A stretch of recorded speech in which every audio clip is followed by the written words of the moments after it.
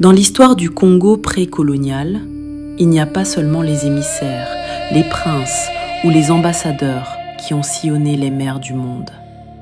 L'océan Atlantique n'a pas porté qu'une diplomatie royale. Il a aussi porté des exilés, des aventuriers, des fugitifs, des hommes devenus légendes. Et après le portrait de son Excellence Antonio Manuel, l'ambassadeur du Congo envoyé vers Rome au XVIIe siècle, 3 autres figures émergent des profondeurs de l'Atlantique noir. 3 trajectoires, 3 destins, 3 visages d'un monde Congo projeté dans la première mondialisation. Diego El Mulato, Juan Garrido, Mathieu da Costa. 3 hommes issus de l'espace Congo, 3 vies radicalement différentes, mais un même océan. Le premier règne sur la mer, Diego El Mulato, le pirate métis des Caraïbes. Selon plusieurs récits coloniaux, sa mère était une femme afro-descendante originaire de l'espace Congo, réduite en esclavage à Cuba. Son père supposé aurait été le célèbre corsaire néerlandais Hendrik Jacobson Lucifer. Les autorités espagnoles le surnommaient Diego Lucifer ou encore Captain Lucifer. Mais derrière les surnoms et les légendes, une réalité demeure exceptionnelle. Diego El Mulato fut l'un des très rares hommes afro-descendants du XVIIe siècle à exercer une autorité absolue sur la mer.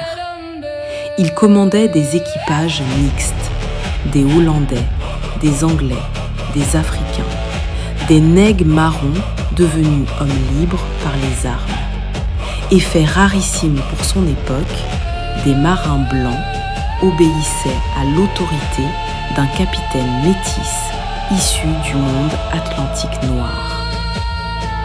En 1633, il participe à l'attaque spectaculaire de Campeche, port stratégique espagnol du Yucatan. Près de 500 hommes, une dizaine de navires. Les Caraïbes plongent dans le chaos. Des rançons sont exigées. Des fortunes disparaissent dans les cales des pirates. Mais autour de Diego circulent aussi des récits plus troublants. On raconte qu'il priait parfois pour les âmes de ses victimes, qu'il lui arrivait d'épargner certains captifs. Figure insaisissable entre violence, foi et rébellion, Diego El Mulato devient le symbole d'un Atlantique où les héritiers dispersés du Congo pouvaient aussi devenir maîtres des mers. Puis apparaît une autre figure, Juan Garrido, l'un des premiers hommes noirs documentés de l'histoire des Amériques espagnoles, un conquistador Congo. Né vers 1480, il aurait fait partie de ces jeunes nobles bas-Congo envoyés au Portugal pour recevoir une instruction européenne après les premiers contacts entre le Congo et les royaumes ibériques. Chevalier, explorateur, aventurier. Il est passé par la cour royale en Espagne. Il quitte ensuite l'Europe pour Hispaniola, traverse les Caraïbes, participe à la conquête de Cuba, de Porto Rico et à l'exploration de la Floride avec Ponce de León. Puis vient l'expédition qui va bouleverser sa vie, celle d'Hernán Cortés vers le Mexique.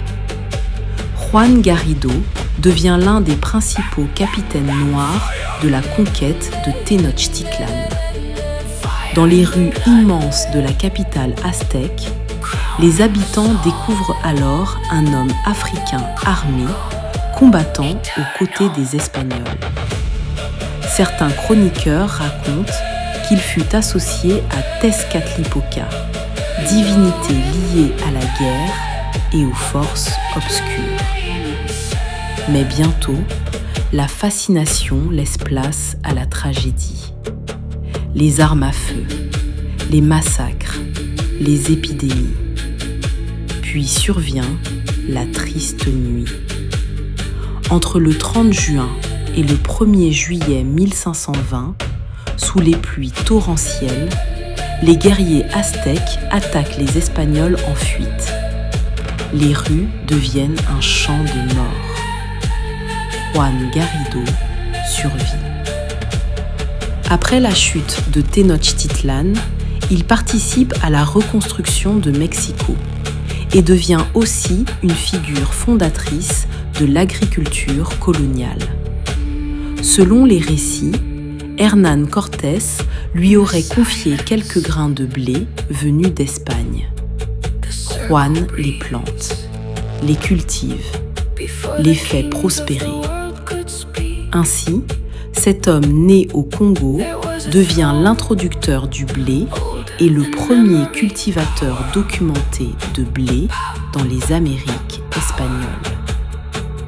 Conquistador, explorateur, propriétaire terrien, puis aventurier ruiné à la fin de sa vie. Le destin de Juan Garrido résume à lui seul les contradictions du premier monde atlantique.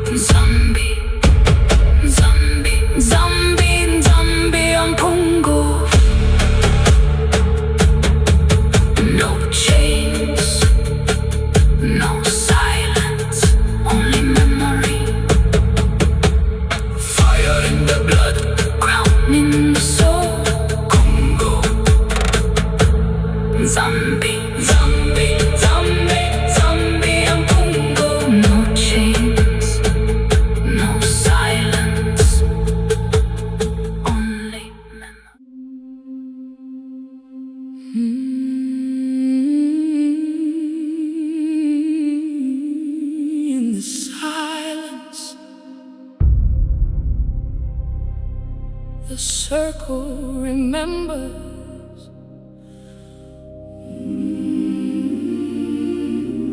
in the fire. The kingdom rises. Enfin, un troisième visage apparaît. Mathieu d'Acosta. Moins connu du grand public, mais pourtant fondamental. Navigateur, interprète, médiateur culturel, négociant. Au début du XVIIe siècle, il travaille avec les Français et les Hollandais dans les premières expéditions vers l'Amérique du Nord, aux côtés des réseaux liés à Samuel de Champlain et Pierre Dugas de Mons. Comme plusieurs membres instruits de l'élite Congo, il maîtrise plusieurs langues européennes et sert d'intermédiaire avec certains peuples autochtones. Aujourd'hui encore, Mathieu d'Acosta est souvent considéré comme le premier noir documenté de l'histoire du Canada et comme l'un des acteurs des débuts de la Nouvelle-France.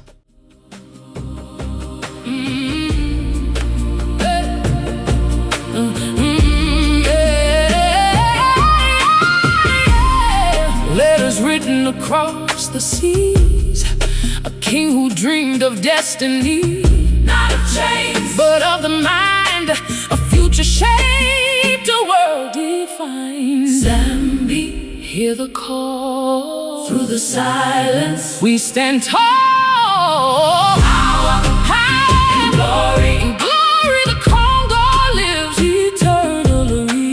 Rise in memory, a throne that shaped history. The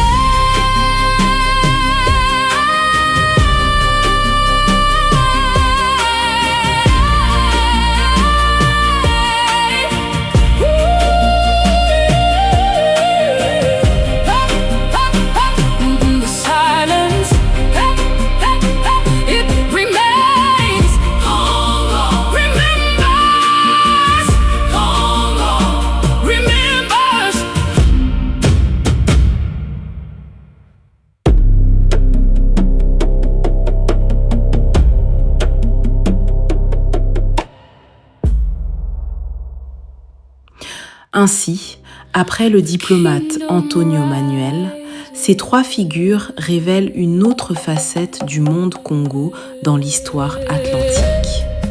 Diego El Mulato, le pirate, Juan Garrido, le conquistador, Mathieu d'Acosta, le médiateur. 3 trajectoires différentes, mais un même horizon.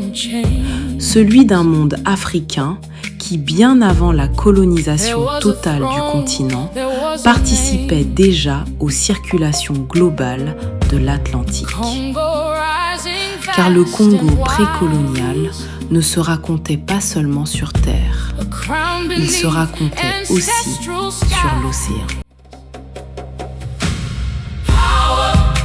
And glory, the Congo lives in memory, fire and spirit, a kingdom no time can bury.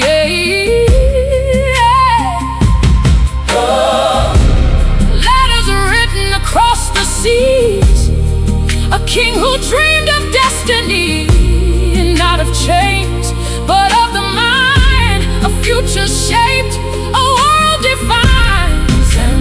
Hear the call through the silence. We stand tall.